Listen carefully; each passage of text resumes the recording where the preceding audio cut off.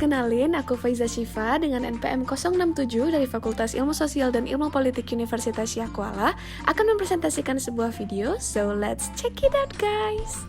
Jadi, di video ini saya akan membahas mengenai neomodernisme klasik yang sudah saya klasifikasikan menjadi beberapa subbab sebagai berikut.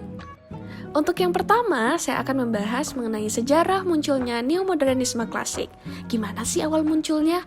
Jadi, modernisme yang awalnya sudah mencoba untuk membebaskan dalam berpikir dan berkreasi dianggap masih kurang sempurna.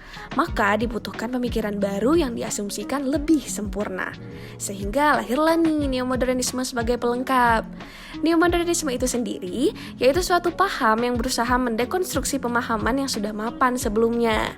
Dan neomodernisme ini juga diartikan sebagai sebuah mazhab pemikiran yang berusaha memadukan antara otentitas teks dan realitas sosial yang dinamis.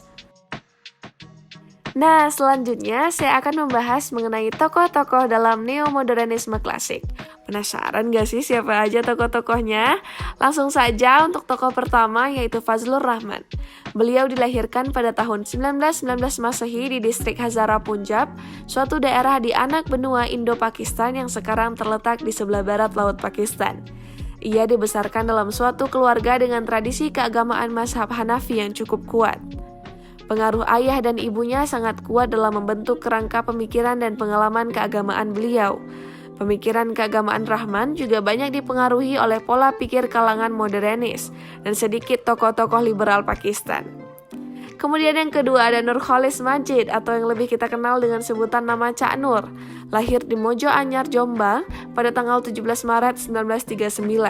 Beliau termasuk dari keluarga pondok di mana ayahnya yang bernama Abdul Majid merupakan pembela Masyumi yang aktif dalam organisasi Islam tradisional NU serta partai politik yang berpaham modernisme. Sebagai tokoh neomodernis, Cak Nur selalu berusaha untuk menampilkan nilai-nilai keislaman di era modern, atau dalam hal ini disebut sebagai teologi inklusif. Teologi inklusif merupakan sebuah paradigma yang terbuka dan bersifat pluralitas. Dengan demikian, umat muslim akan menerima hal-hal yang modern yang nilainya tidak selalu bersifat negatif dan akan menghasilkan pandangan yang luas. Kemudian yang ketiga, siapa nih yang nggak kenal sama yang ketiga? Beliau merupakan presiden keempat dari Indonesia loh. Ya, beliau merupakan Abdurrahman Wahid atau yang sering kita sapa dengan nama Gus Dur. Lahir pada tanggal 4 Desember 1920. Ayah beliau bernama Kiai Haji Wahid Hasyam, putra dari Kiai Haji Hashim Asy'ari, seorang pendiri NU dan pesantren Tebu Ireng, Jombang. Ibunya bernama Hajah Solehah yang merupakan putri dari Kiai Haji Bisri Samsuri. Dan Kiai Haji Bisri Samsuri tersebut merupakan pernah jadi Rais Syuriah. Gus Dur merupakan tokoh yang memahami tradisionalisme dan modernisme secara mendalam, pemikir dan praktisi hukum, dan aktif dalam keindonesiaan kontemporer. Oleh karena itu, Gus Dur sangat sesuai disebut sebagai tokoh neomodernisme Islam di Indonesia. Wah, keren sekali ya presiden keempat kita.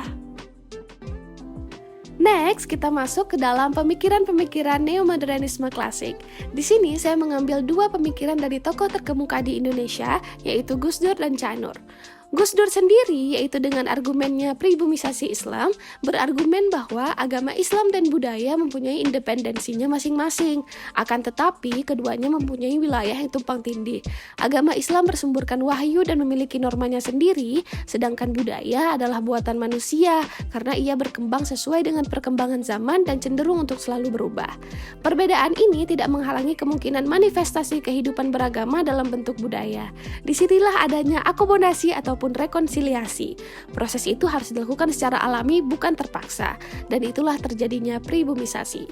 Kemudian pemikiran beliau terkait dengan prinsip-prinsip humanisme dan pluralitas masyarakat.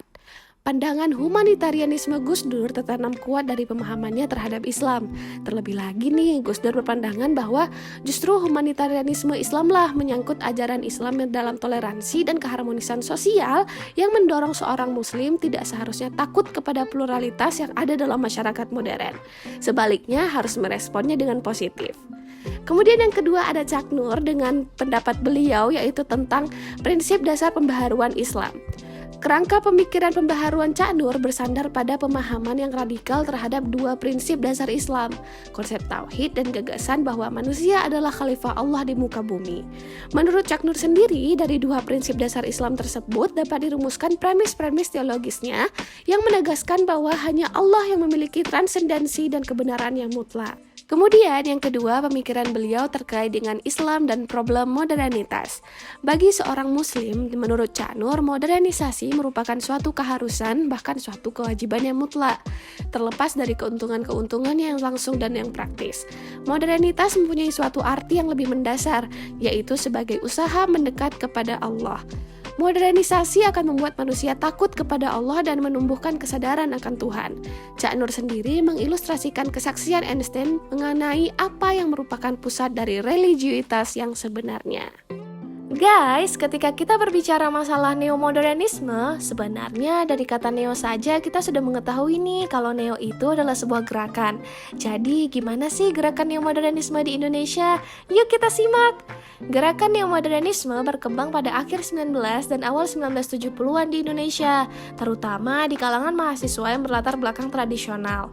Komunitas mahasiswa ini merupakan generasi pertama dari muslim tradisional yang memiliki akses pada pendidikan tinggi dengan takaran yang signifikan berkat ekspansi pendidikan yang berlangsung pasca kolonial di Indonesia. Nah, untuk memperluas wawasan keilmuannya, di antara mereka terlibat di puncak organisasi mahasiswa yang berorientasi modern atau HMI. Yap, himpunan mahasiswa Islam yang sudah tersebar di seluruh wilayah Indonesia. Pasti pada tahu kan guys? Awalnya, gerakan yang mereka lancarkan merujuk pada gerakan pembaharuan pemikiran Islam. Namun, gerakan itu akhirnya lebih dikenal sebagai neomodernisme dengan mengikuti paradigma gerakan pembaharuan modern dari Fazlur Rahman.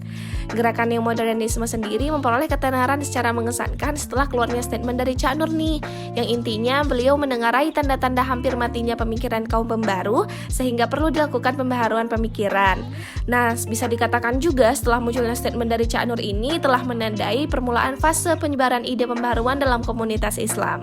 Dan perlu diketahui juga nih guys, penyebaran gerakan neomodernisme Islam di Indonesia semakin meluas, antara lain berkat bergabungnya para intelektual muslim kita seperti Johan Effendi dan Ahmad Wahid, serta ada juga Abdurrahman Wahid yang sekembalinya beliau dari studi di Timur Tengah secara cepat beraliansi dengan gerakan tersebut, sehingga gerakan tersebut bisa dikenal oleh semua orang.